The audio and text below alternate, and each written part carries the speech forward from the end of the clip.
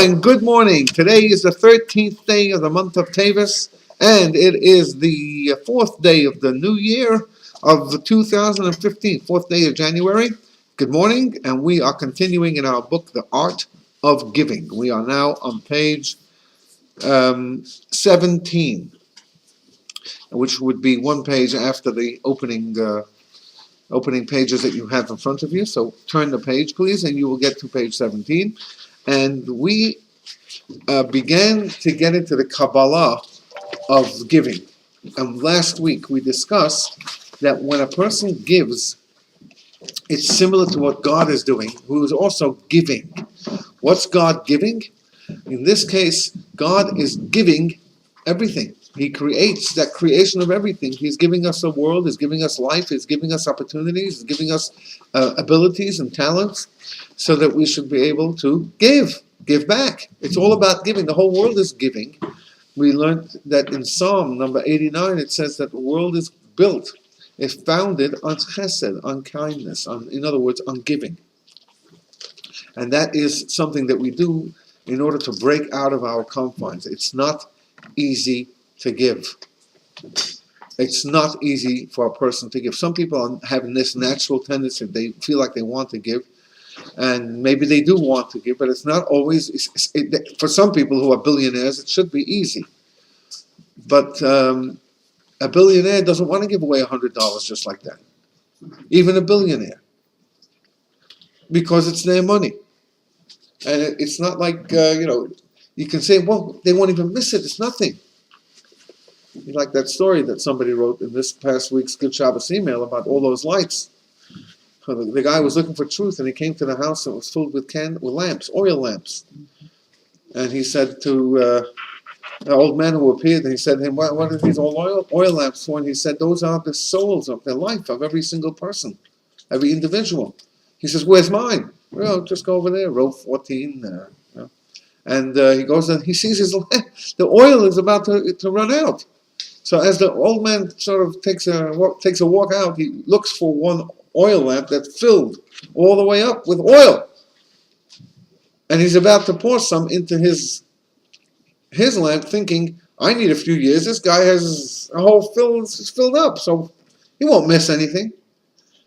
And the old man came out and he said, you were looking for the truth?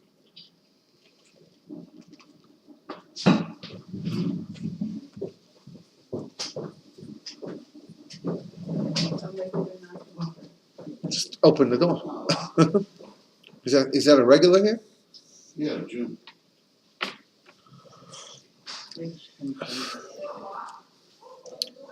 Well, maybe she thinks that when the one door is closed, then everything is, when you walk through the front door of a house, you're supposed to knock on the door. She's trying to be polite. Yeah.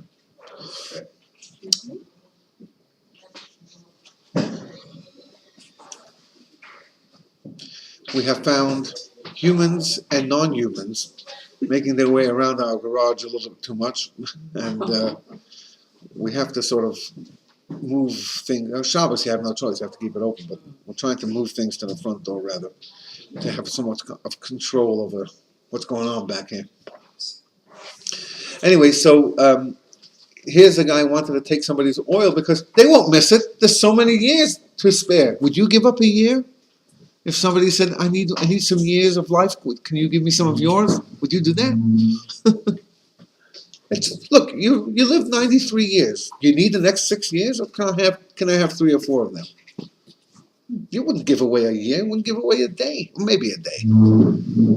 If the person deserved it, you wouldn't give away a year of your life. Why would you do that? What? Because you had so many. What do you mean? You lived so long. Don't you want to die already? What? Huh?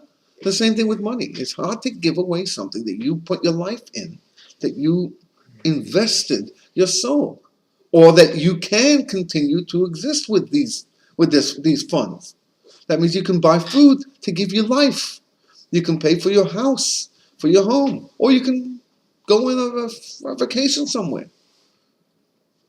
These are things that we like to do and that enhances our life, and we're giving that away. So giving away is not an easy thing. Some people, yes, have a heart that they always want to give, they want to help, And if they have something, they'll do, and that's good for them. And not everybody's the same. Not everybody has the same feeling. Not everybody has the same way of looking at life. So giving is going really giving of ourselves, meaning giving away funds, giving away tzedakah, giving away time, giving something from ourselves is really going beyond ourselves, and beyond most people. Again, there are some who just can't stand. Abraham, the epitome of kindness. He's on his third day after his bris at the age of 99, and he's in pain. And he's in such pain that God is visiting him. And God makes it and orchestrates it that there shouldn't be any guests. And he makes it so hot that there's no wanderers. And he's sitting at the entrance of his tent because he can't survive. Hey, get into bed. You just had 3 days ago. You just had a pretty rough. I won't say rough, but you had a smooth cup. It hurts. Lie down. Take it easy. Rest for a day. The man can't sit still because he needs to be kind. He needs to give. That's one of our patriarch Abraham is from who we learn and we try to emulate in the realm of kindness. He can't stop. He must do kindness. But most people are simply not wired that way.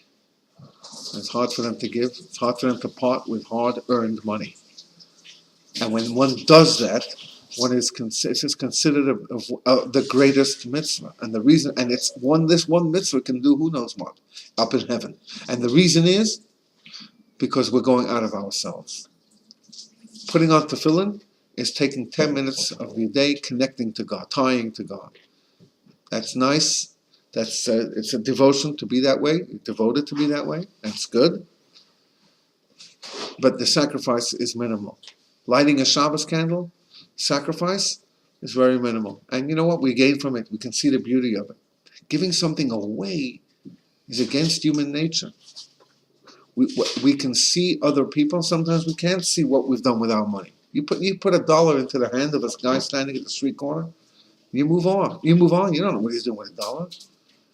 So you're going out of yourself. Going out of yourself is a sacrifice of the greatest degree. You're going out of yourself for someone else. That's a very, very big deal. And that's what he said over here on page 17. And that allows the godly light, which it can be limited and finite, to go out of itself as well. It mirrors that and provides back for the person. And we're going to learn the last 2 paragraphs before the chapter that begins with frequency.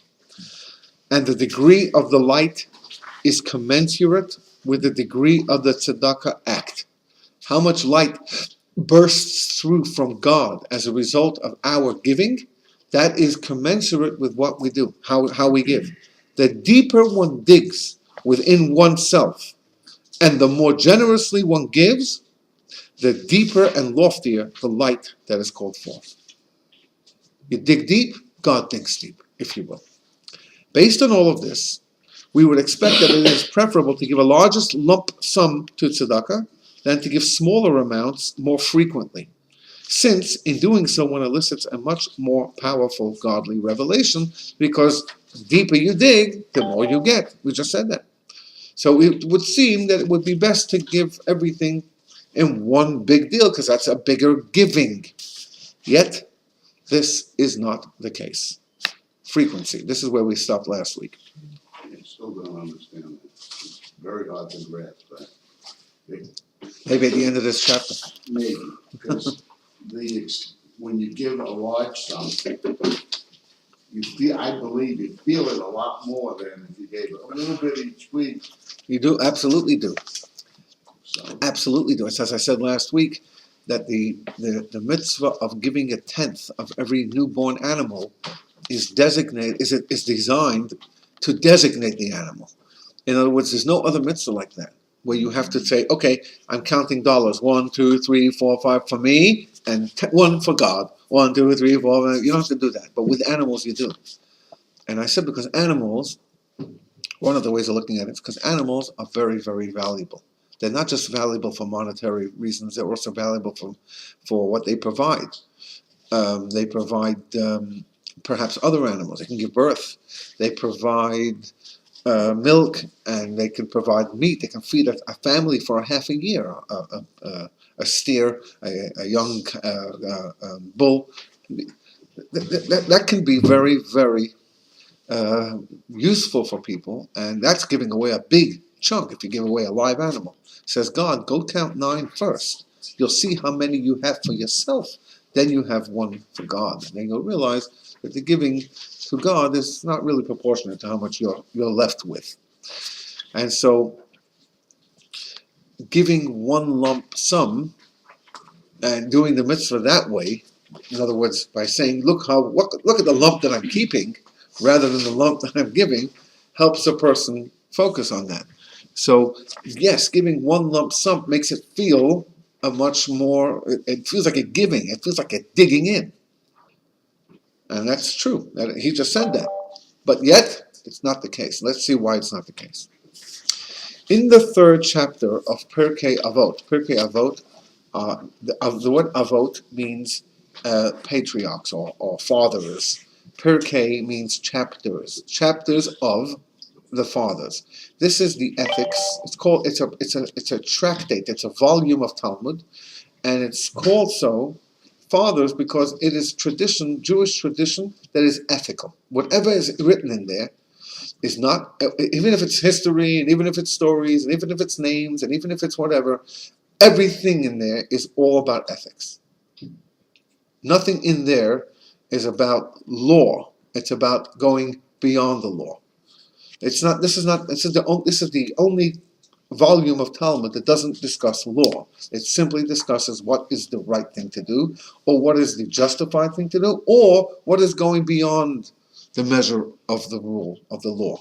We study these, by the way, between Passover and Rosh Hashanah. There are 6 chapters. We study a chapter on the Shabbos. Every single Shabbos we study one chapter, beginning the Shabbos after Passover until the Shabbos before Rosh Hashanah. The entire summer repertoire. And so everybody is very familiar. That's the one volume of Talmud that everybody knows, usually by heart, are very familiar with the terms over there and with the goings on.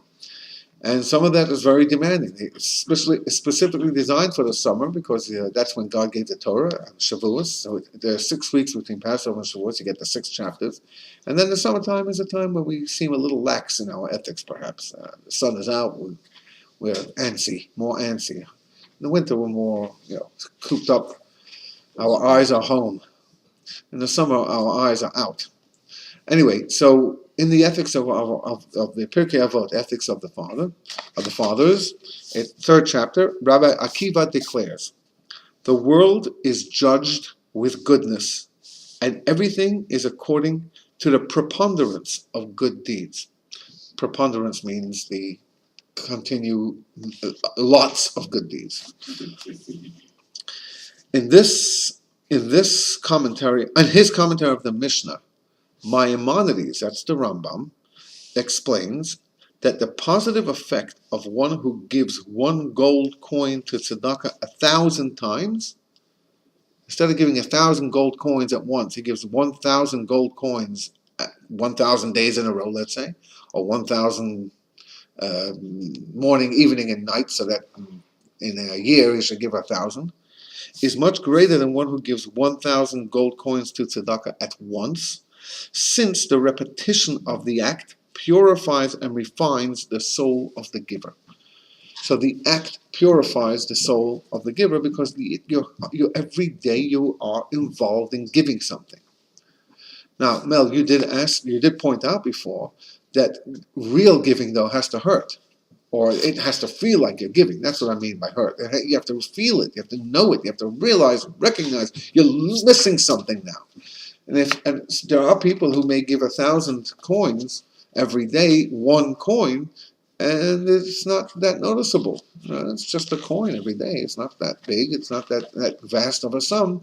So would that be considered like better than sort of this one-time giving and you feel it? So let's see. From a deeper perspective, Rabbi Shneur Zalman of Liadi, the founder of the Chabad Hasidic movement and grandfather of the author of this discourse, he teaches that the advantage of giving to tzedakah, page 18, the advantage of giving to tzedakah more frequently is that it elicits divine light from above on a more regular basis.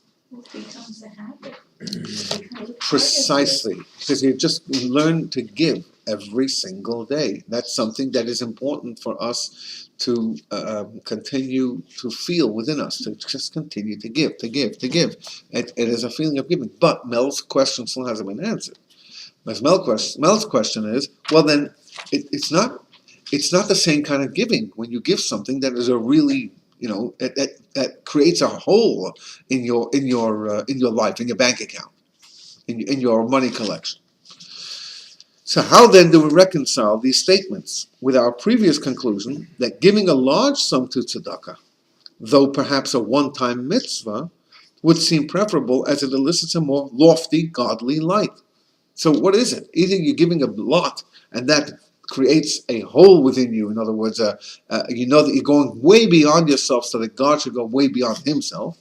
Versus we want every single day, or as Phyllis put it, it educates you to be a giver. The answer comes from a disarmingly simple, yet incredibly profound statement from the Talmud.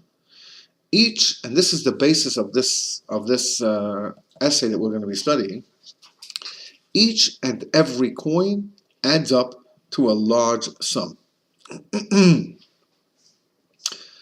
What this means is that in practice, we should indeed give to tzedakah more frequently, even if that means smaller amounts per mitzvah act.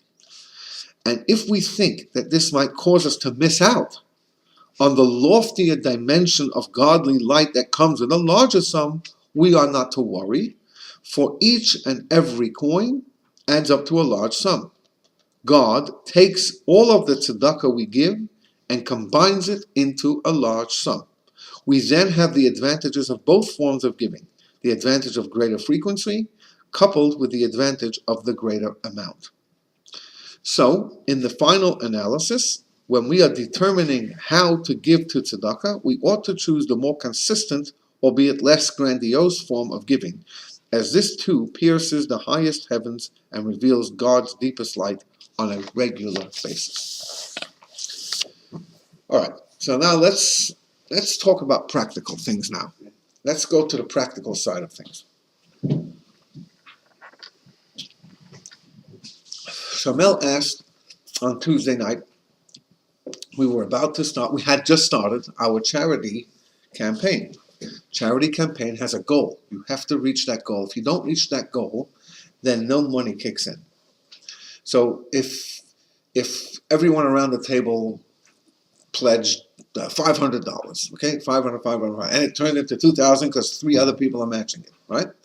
And then our goal was $100,000, and we got only $90,000. I managed to raise 90. I managed to raise 25,000 from Mel, 25,000 from June, 25,000 from Elliot, and the other 20. Right?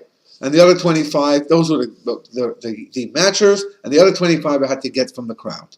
And I only got to 20, not 25. So I'm at 95,000. I don't get to 100,000. That 20,000 goes right back to the people who donated it. The website will send it back because you didn't reach your goal. And we have this exchange that reaches to all the Chabad rabbis around the world. The women have their own exchange. And some fellows had been, I didn't put mine on in the end. They didn't go for whatever reason. But other people did. And they were saying, we have 2 more hours and we still need another $10,000. And if we don't get it, so please, whatever you can give, $18, because it all multiplies.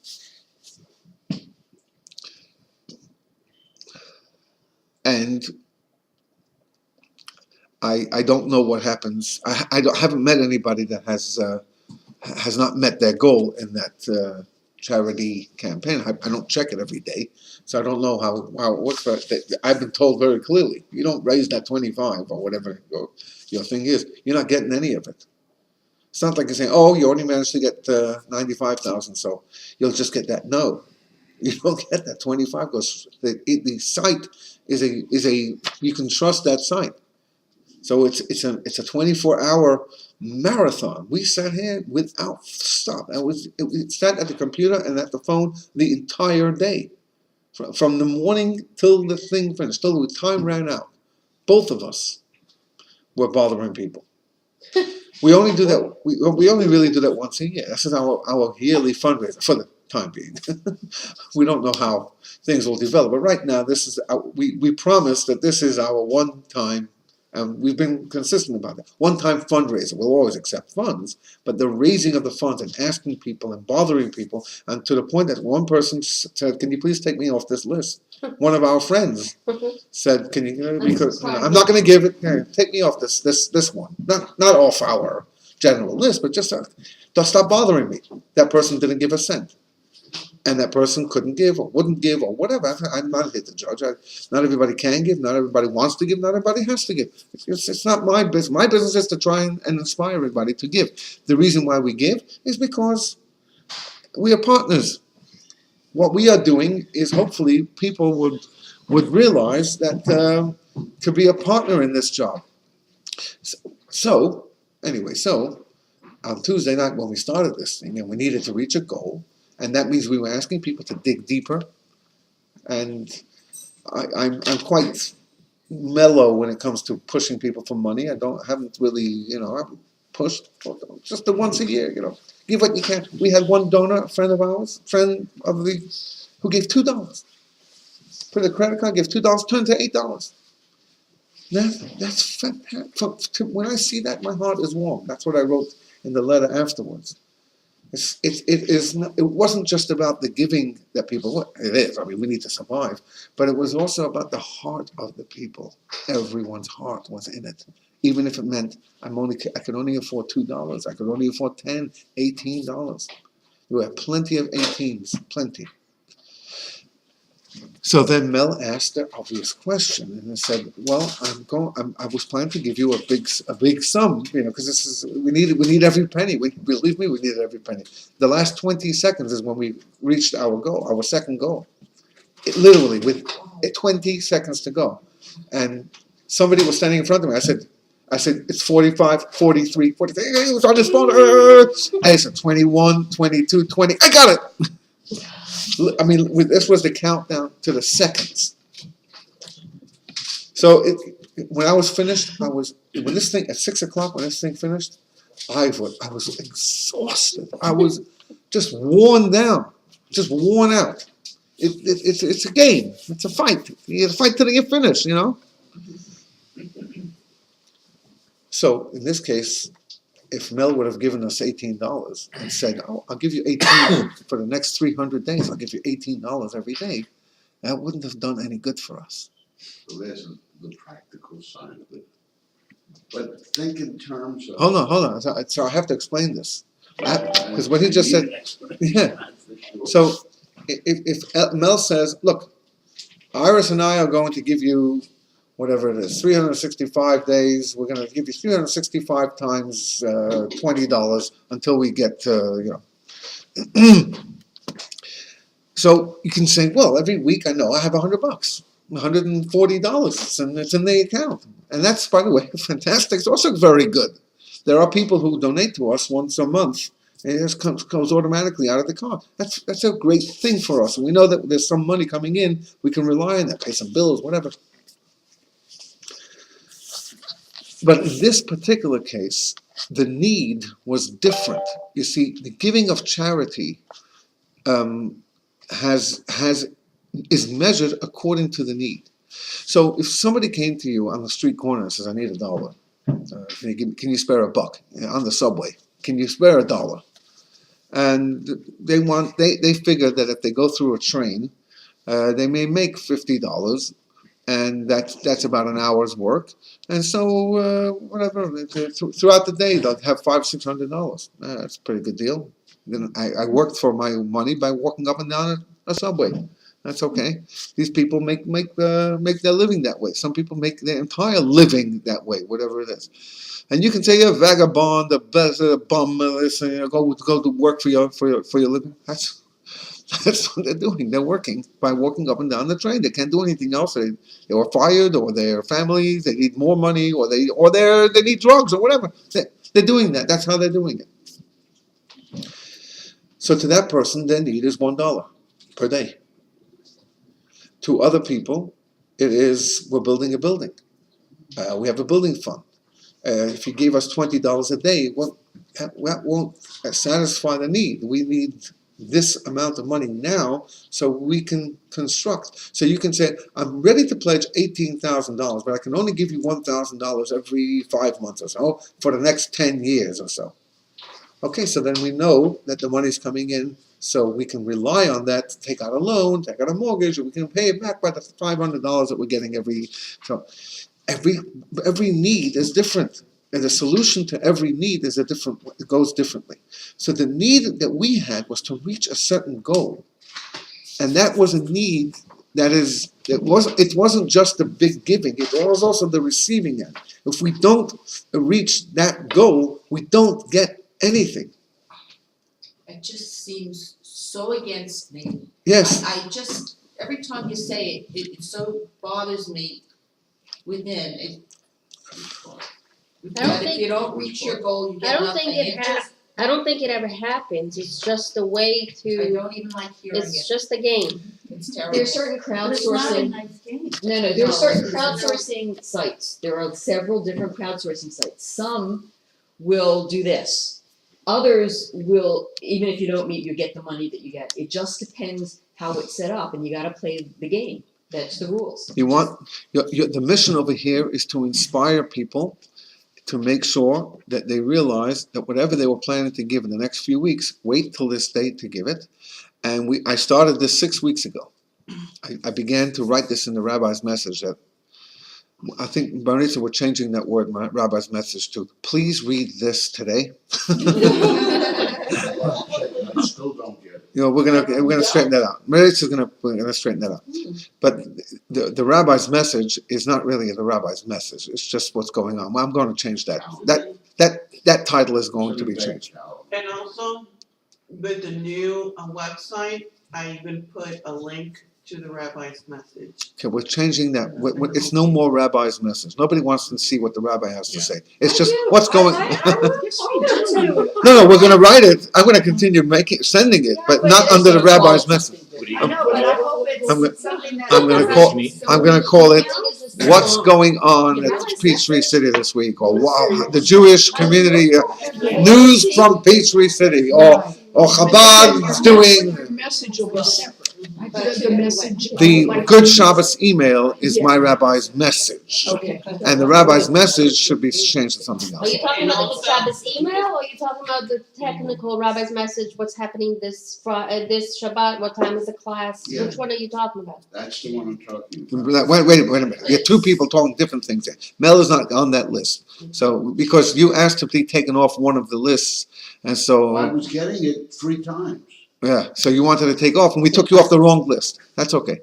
I Yeah, was getting the same that's okay. message. Well, Maritza has all the information. We'll straighten that out. And also, plus having it in the website, in the homepage, it's also in Facebook. We always put it in But Facebook. people like me don't go to Facebook. People like me don't go to the website either. If you get an email, you'll click on it.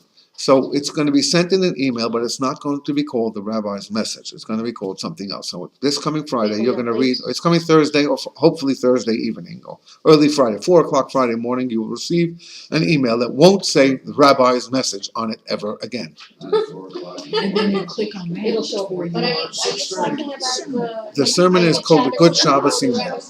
It's a separate email. That's a separate email. I send 2 out every week. One is a Good Shabbos email. That comes whenever I'm done with it. But the rabbi's message is pretty She says when consistent. it says rabbi message, it means something to her. That I get it from, it strikes my heart, All right. and then I open it because I have so many. So maybe we'll call the Good Shabbos email, we'll call it the rabbi's message. That could be. And if you want to study something for that week's Torah portion, read a 10-minute essay about something that happened this week or whatever, and then how it's connected to the Torah portion. That would be the message that the rabbi has for that week. But this has to be read because this is in the news and this is what's going on here. And then some, I'm going to be in and out of town, It and has to be shorter. I'm going to be in and out. I'm not making it shorter. That's going to be in. Well, that's the problem. What's the title? The problem is people are not reading it. They're not reading it because it's too long. Make it You bullets. don't have to read everything. Make it very short. Yeah, People will and read the it. bottom is bullets. If they don't want to read the news, they don't have to read the news. They can go down to the bottom and read the bullets. That's fine. I'm not making Then it put shorter. the bullets on the I'm top. not making it shorter because the purpose of this is to inspire people. So if you want to read about the charity, when it's going to happen, how it's going to be, what we want, So what put we this on the expect, how top. it is, so that's in that. It's all in this rabbi's message thing that we send every week. I'm not making that shorter. Or here's the calendar. Here's the calendar. Passover will be in 3 weeks from now, and if you want to come, it's going to be here. It's just going to be a price. We're asking you to bring your friends. You have to write these things. These are You have to write it in a shorter way. Now in the Good Shabbos email. no. It's in the rabbi's message. There's no one that I don't have. We separate the message, which is the Good Shabbos email. That is the message for the Torah portion for that week. And then there is something else called what's going on here. That only goes to us. That doesn't go to the rest of the world. The Good Shabbos email goes all over the world in different forms. I have 6 different formats. Where it goes. It goes to my old synagogue there because they insist that they print it out and people read it there. And it goes to general, and it goes to the rabbis from around the world. It goes to them in different ways. Anyway, okay, back to the. Maritza, Okay. you have to change the title to "You Must Read This Message." That means you too, Siegel. Even though the calendar, Personalized. Have to make even it though the each calendar person. is connected. Hey, you. This one. Yeah. It's for you. Read it. The Good Shabbos email. What do you mean the message? I mean the Good Shabbos email message? The Torah portion message? No, the other one. The other one. What other one? Like, The rabbi's message. give me an example. Well, I don't remember which it is, but it has the listing, after what is said, it has the listing of all, Of the the- calendar of events. Of the upcoming I week. think that, right, I think that should be separated, From whatever is above It it. is. whatever's above it is saying this is what's coming up. And now, But for, saying the same thing. You know what? If you're sending it to the same people every let's week, talk later, Mrs. Lou. All right, so. you don't have to tell them again that Stop there's this shopping here. services. Anyway, so the bottom line is Right. It's, no, that has to be separated. All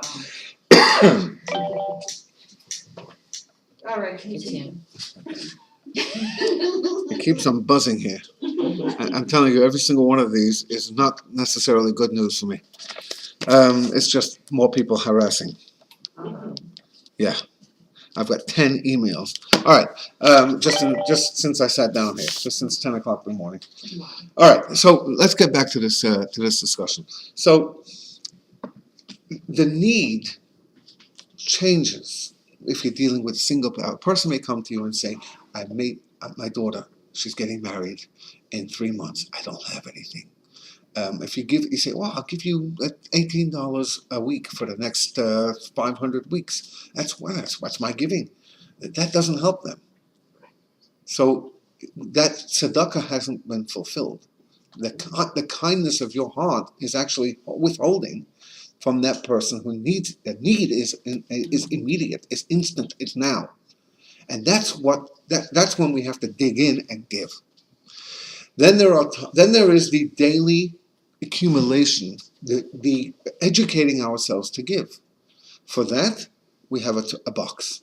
This is the purpose of a tzedakah pushka. You can have an app when you could donate $1 a day. You can download an app and you can donate $1 per day to your favorite charity. You can empty out the bucket as frequently as you want, then send it off to whoever it is. It'll take you per day, take you approximately 10 seconds. It's the act of giving. It's connected to your credit card, and then it's sent off to your favorite place. You're not good at electronics. You're not good at discipline within. So have a box. Have a tzedakah box. It's in front of you every day. You put in a nickel, put in a dime, put in $1, put in $10, put in however you decide your daily allotment. So you say to yourself, I want to give tzedakah this year. I want to give $3,000 is what is 10th of my earnings for this coming year. I'm going to make 30,000. I'm going to give 3,000 to charity for this year. I'm going to give 2,000 to the campaign because they need it now, and the other 1,000 I'm going to spread out throughout the year. 365 days, give $3 a day.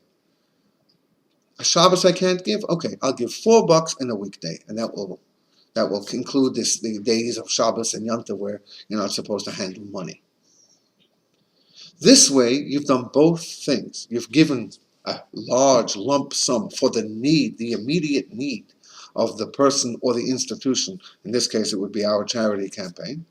You've also settled the rest of your charity, and you've divided it. And you've allotted it to a daily purpose. So your $3,000 will be given for the immediate purpose, and the other rest as it spreads out through the day. I will give Chabad once a month $180. That's what somebody says, let's say. So throughout the year, that's about $1,200, $1,200. That's my giving. Oh, Chabad needs more money for the charity campaign. I'll give another 180 here or there. Once a month, I'll write out a check. I'll send it on. I'll do that as well. That's my giving, my daily giving. But my monthly give for the month is this. That's a very good thing. But a person should give every day something, even if it's a nickel, something in the box. We get boxes from different people around here. We get filled boxes with coins. That's $40-$50. You don't realize how, as he just said over here, every single coin eventually adds up. We don't keep tabs on you. We don't call you after 3 months and say, you should have filled up your box now. Can we come over and pick it up? We don't do that. It's up to you. It's up to the person to give. It's a personal mitzvah, not my business, not our business. But when you fill up a box, and if 10 people fill up a box, $40-$50 of nickels and dimes and quarters and change and whatever, that's $500. You know what?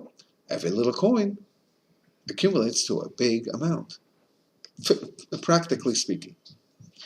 So the reason why we have tzedakah boxes in our homes, the Rebbe asked that we should knock a box onto the wall of the kitchen. So before you cook and you're worried that I hope it's going to turn out well, put a couple of cents into the box and say, please, okay, God, I've gone out of my way. I've given you $1 now. I want this pie to come out the best pie ever. I've got to show off to my friends and neighbors and family and whatnot. So you're saying bribery works? It does. That's what tzedakah. That's the one thing. You can come to pray in synagogue and you can hope things will work out. I hope God says yes. God can say no. You can shake the lulav and put on your tefillin and light your Shabbos candles, and that's fantastic. But when you give tzedakah, God says, I give you. You go out of your way, I go out of my way. That's where this comes from. And the deeper you dig, the deeper I dig. No one loses from giving tzedakah. And the more you give, the more you get back. That's what we are promised, and over again. In fact, the Talmud says it is about this that God says in the book of Isaiah, if I'm not mistaken. He says that try it, and you will see that this is the case. So that's the answer to your question, Mel. Yes, we needed the money that people were going to give in that big lump sum. That was the need at that time, which is why we only do this once a year, because it's not fair. Some people do it twice a year. I guess if we expand and we have many more people with God's help, and that hopefully will be the case, then we can ask our people to give less, but twice a year, because we have more people giving. We have a bigger pool. Or you can say, I gave last time. Now I'll give you next time, but this time is not my thing. We all do acts throughout our year that are giving acts. But in the meantime, it's just once a year. And it's pretty set now. We know we're going to do it towards the last couple of days of the year, so that people who have any kind of accumulation for tax purposes can claim this for the taxes. We do it for that reason. I'm not sure if we're always going to do it on the 30th. We might do it on the 29th or the 28th, but it'll be towards the end of the year. Next year, Hanukkah is much earlier than it is this year. It's like December, early December. and finishes at least a couple of weeks before the end of the year. It gives us some time to get more organized in this and get into this mode. Okay, good. So that's the deal over here. All right, the slow and steady journey. Now, from now on, you should know that the emphasis is going to be specifically on that, on this idea of giving all the time, training ourselves to simply give of ourselves every day or like very frequently. We can perhaps say that this is a valuable approach to take in our divine service in general. This is a practical way to serve God, not just with tzedakah, but we learn from tzedakah for all the other things that we do. And we're on page 18, bottom of page 18. Sometimes we might think that achievement is defined by the amount of noise one makes. We may think that the more noise and loud we are, it's a greater achievement. Or how dramatic an action one takes.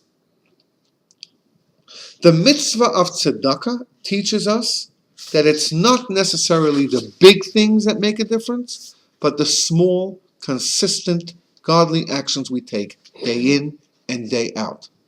We may say to ourselves, we are coming to shul once a week. That's a big commitment. And by the way, it is.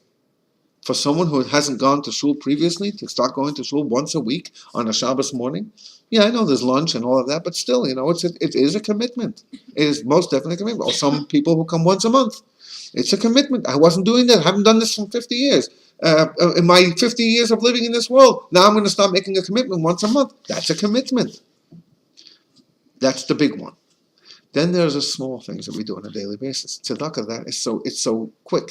You just you get yourself some coins and just put one in every day, or a dollar bill, once a day. We might be inspired to do something dramatic, but inspiration can come and go. It's a feeling. Today we're in a good mood, so we're going to do this. Tomorrow, or next week, or next month, we might not feel this way. So it's inspiration, comes and goes. Serving God is about consistent dedication. I spoke about this a number of times, and it's been a couple of my sermons.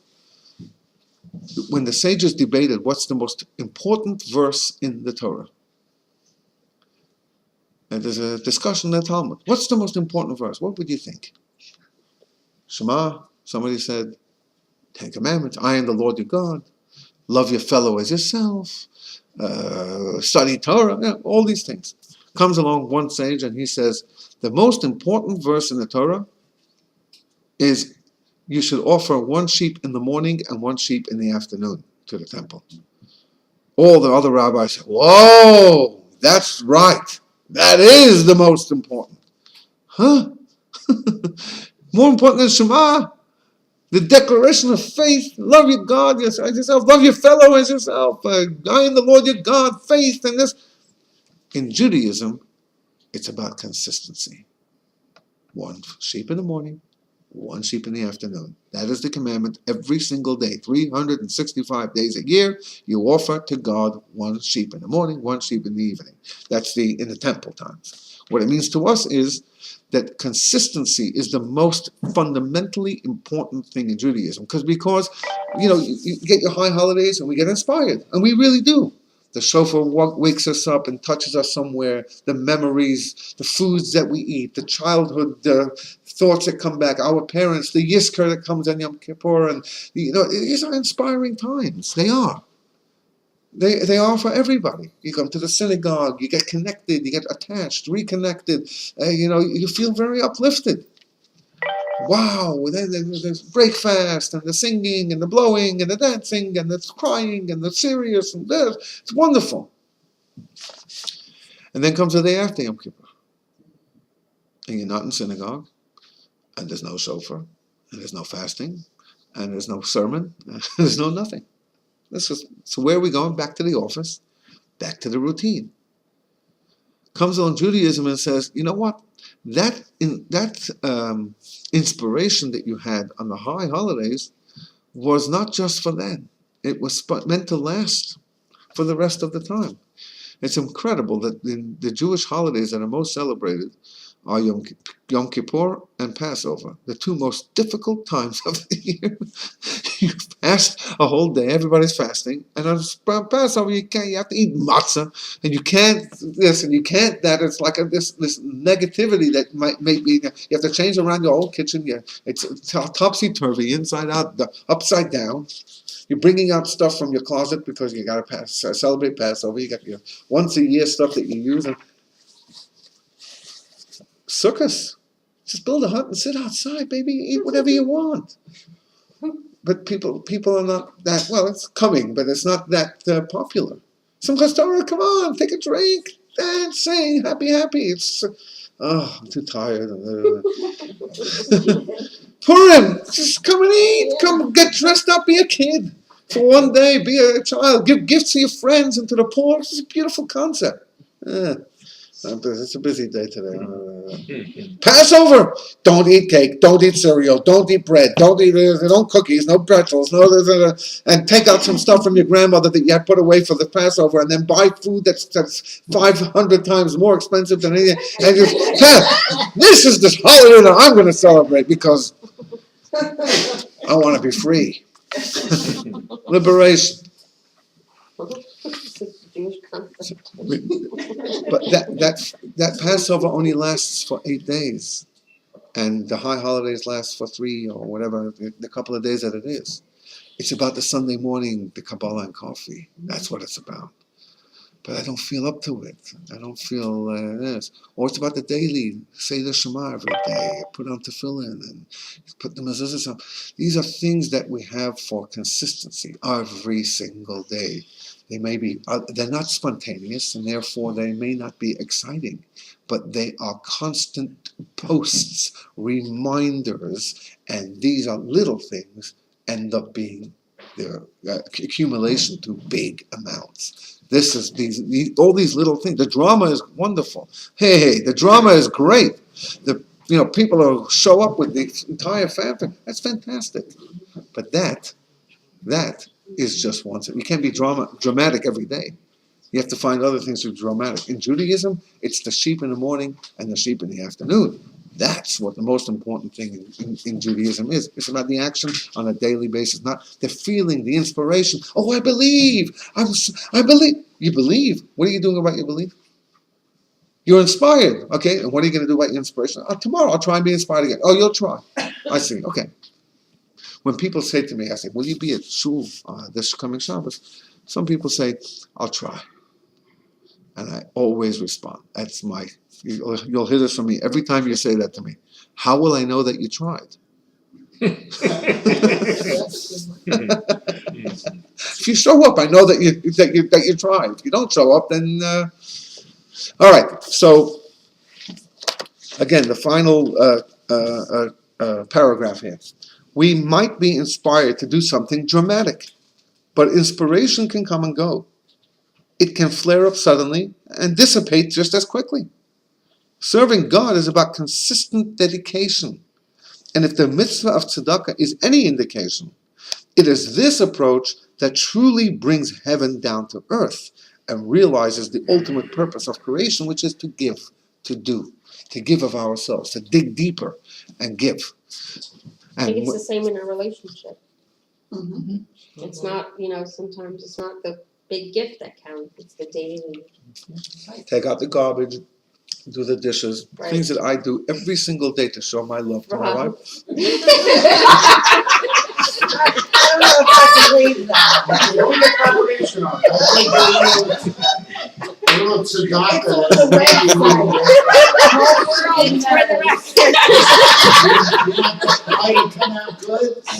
Those kind of stories have to come with tzedakah. I only said it when I'm very inspired. I'll try. I need to know. How will you know you tried?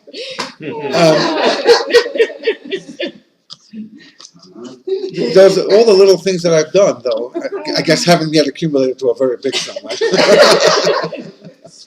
Brings me back to my point. If your goal is something that is, say, building a shul. Oh, that is. Okay? All right. That's our goal. That's, Okay, we have a goal. Now, say I have $100,000 that I can give you.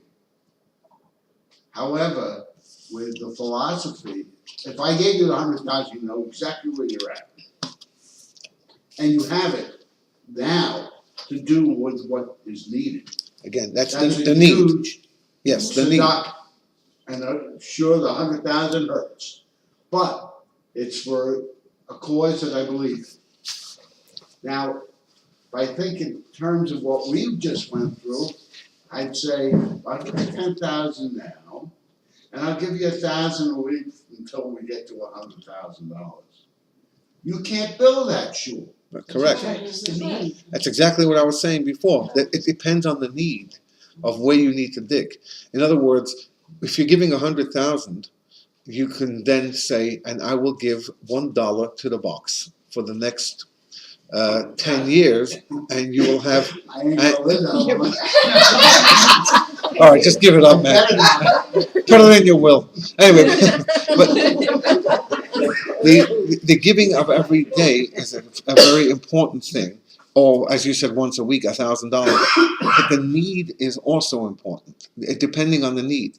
In other words, Chabad always is going to need funds from the community in order for us to survive. We don't get any funding from any external source. The only external source is me running around, speaking and leaving. Because when I go for a Shabbos, I charge more than I would for a weeknight, and so I can't turn down any of these type of things. It doesn't stop. But I can turn down this. Anyway, so when the need is there, then the person has to dig deeper to help that resource out. So we need the box as much as we need the 100,000 as well, or the monthly pledge or whatever it is.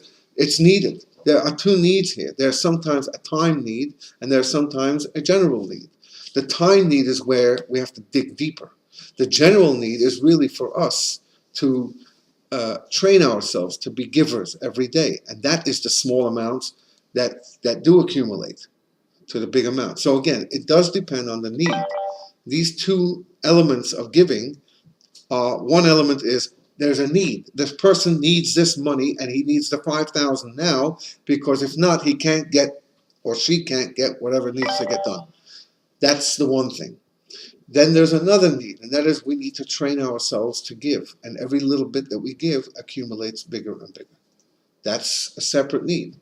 And instead of spreading out the tzedakah once a month or once a week, for that purpose, in other words, for the training of giving, we can do it every day, just a little bit every day. And that's our general giving. Doesn't hurt that much, but it does train us to give.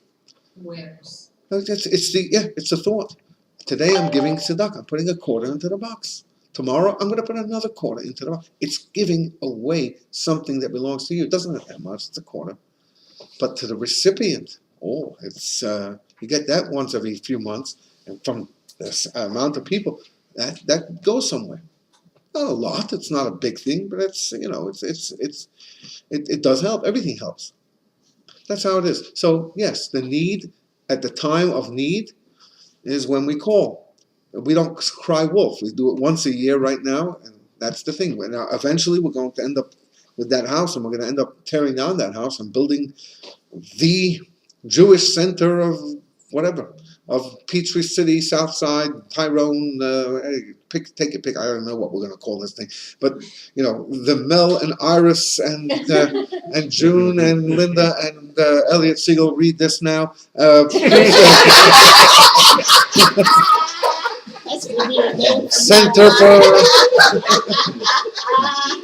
Center for Jewish Life. At that time, we're going to have to dig in, and we're going to have to have enough people to build a building like that. And but within those people, we're going to have ask everybody to dig deeper. That's how these things are done. But that's a consistent or specific need that's there. Then there's the general need. There's always a need, and that's our other thing that we do once a month or once a week. We put away a certain amount, a smaller amount, but it's the giving that's important here. All right, I'll give you a chance to get out of here now.